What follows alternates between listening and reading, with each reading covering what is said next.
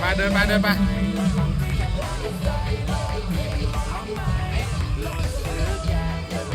อะไรอยู่ข้างใน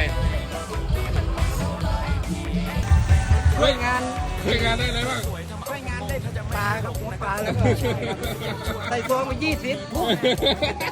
ใส่ซองเท่าไหร่ใส่ซองเท่าไหร่ใส่ซอง0 บาทนี่ไม่ได้รู้จักเจ้าภาพดอกเห็นโต๊ะจีนเข้าไปเลยบอกอู้ทำไมบอกงานบอกคนอย่างนี้ตั้งตัวไม่ทันเลยว่ะเจ้าภาพก็งงเลยญาติเจ้าบ่าวเจ้าสาวนี่ว่ะญาติใครไม่รู้แล้วเข้าไปนัวนั่งกินเลยแล้วห่อล้อม